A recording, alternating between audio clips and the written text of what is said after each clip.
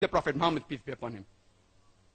Let me make it very clear to everyone that this Bible, which the Christians believe to be the word of God, is not the Injil which we Muslims believe was revealed to Prophet Jesus, peace be upon him. This Bible, according to us, it may contain the words of God, but it also contains words of prophets, words of historians. It contains absurdities, obscenity, as well as innumerable scientific errors. If there are scientific points mentioned in the Bible, there are possibilities. Why not? It may be part of the word of God in the Bible. But what about the scientific errors? What about the unscientific portion? Can you attribute this to God? I want to make it very clear to my Christian brothers and sisters. The purpose of my presentation on Bible and science is not to hurt any Christian's feeling. If while presenting, if I hurt your feelings, I do apologize in advance. The purpose is only to point out that a God's revelation cannot contain scientific errors. As Jesus Christ, peace be upon him, said, search ye the truth, and the truth shall free you. You have the Old Testament, you have the New Testament. Now you should follow the last and final testament, which is the glorious Quran. As far as Dr. William Campbell is concerned, I can be more liberal with him because he has written a book, Quran, Bible in the Light of History and Science. He has given a presentation and he's a medical doctor. I don't have to be very formal with him. As far as the other Christian brothers and sisters are concerned, I apologize if I hurt your feelings during the presentation. Let's analyze what does the Bible say about modern science. First, we'll deal with astronomy. The Bible speaks about the creation of the universe. In the beginning, first book of Genesis, first chapter, it's mentioned. It says, Almighty God created the heavens and the earth in 6 days and talks about an evening and a morning, referring to a 24-hour day. Today, scientists tell us that the universe cannot be created in a 24-hour period of 6 days. Quran 2 speaks about 6 ayyams, the Arabic word singular is yom, plural is ayyam. It can either mean a day of 24 hours or it is a very long period, an eon, an epoch. Scientists say we have no objection in agreeing that the universe, it could have been created in 6 very long periods. Point number 2. Bible says in Genesis chapter number 1, verse 3 and 5. Light was created on first day. Genesis chapter 1, verse 14 to 19. The cause of light, stars, and the sun, etc., was created on 4th day. How can the cause of light be created on the 4th day later than the light which came into existence on the first day? It's unscientific. Further, the Bible says, Genesis chapter 1, verse 9 to 13, earth was created on the 3rd day. How can you have a night and day without the earth? The day depends upon the rotation of the earth. Without the earth created, how can you have a night and day? Point number 4.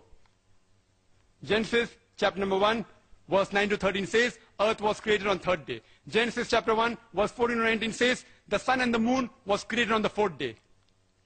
Today, science tells us that earth is part of the parent body, the sun.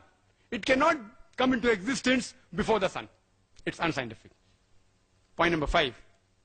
The Bible says in Genesis chapter number 1, verse number 11 to 13, the vegetation, the herbs, the shrubs, the trees, they were created on the 3rd day. And the sun, Genesis chapter number 1, verse 14 to 19, was created on the 4th day. How can the vegetation come into existence without sunlight? And how can they survive without sunlight? Point number 6. Point number 6. That the Bible says in Genesis chapter 1, verse number 16, that God created 2 lights. The greater light, the sun, to rule the day, and the lesser light, the moon, to rule the night. The actual translation, if you go to the Hebrew text, it is lamps. Lamps, having light of its own. And that you'll come to know better if you read both the verses, Genesis chapter 1, verse 16 as well as 17. Verse number 17 says, and Almighty God placed them in the firmament to give light to the earth. To give light to the earth, indicating that sun and the moon has its own light, which is in contradiction with established scientific knowledge that we have.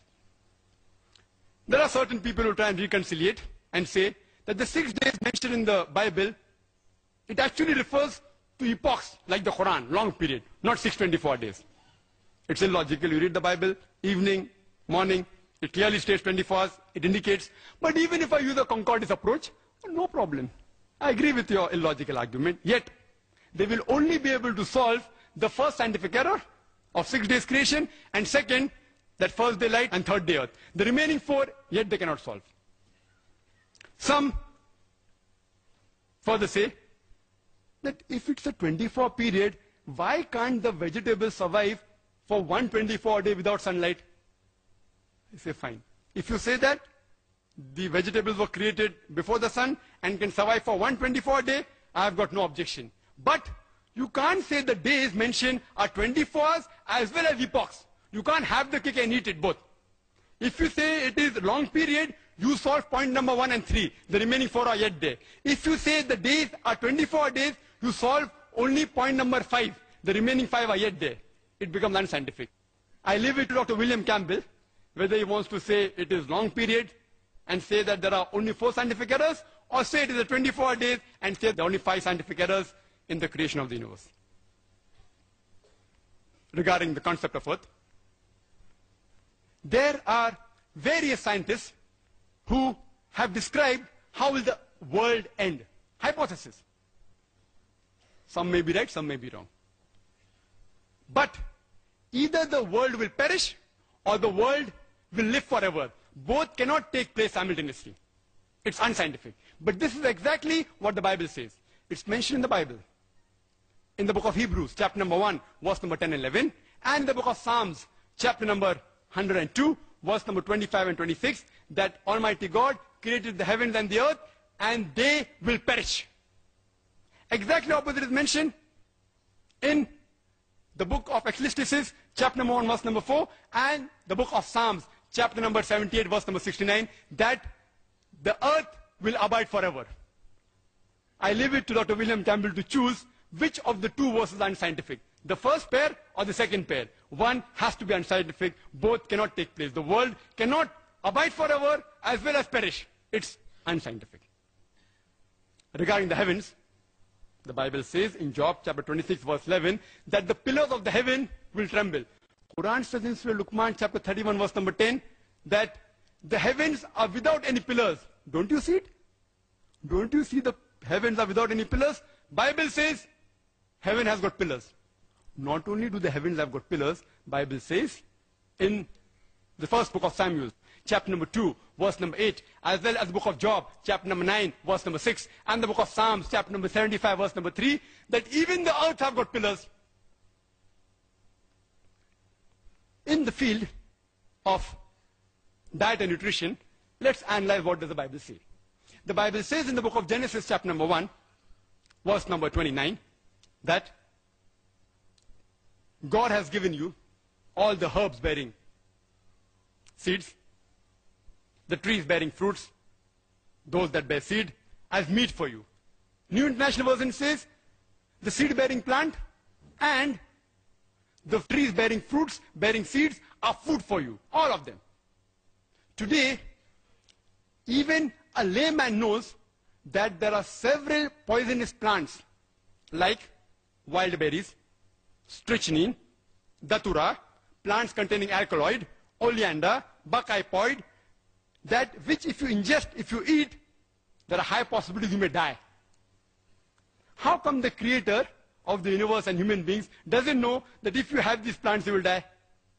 I hope Dr. William Campbell doesn't give this vegetarian diet to his patients. The Bible has a scientific test how to identify a true believer. It's mentioned in the Gospel of Mark, chapter number 16, verse number 17 and 18. It says that there will be signs for true believers, and amongst the signs, in my name They shall cast out devils. They shall speak foreign tongues, new tongues. They shall take up serpents. And if they drink deadly poison, they shall not be harmed. And when they place their hand over the sick, they shall be cured. This is a scientific test.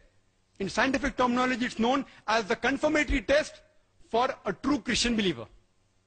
In the past 10 years of my life, I have personally interacted with thousands of Christians, including missionaries. I have not come across a single Christian who has passed this confirmatory test of the Bible.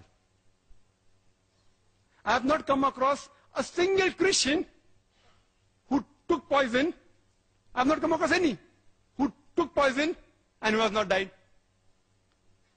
And in scientific terminology, this is also called as a falsification test. That means if a false person tries and does this test, takes poison, he will die. And a false person will not dare attempt this test. If you are not a true Christian believer, you will not dare attempt this test.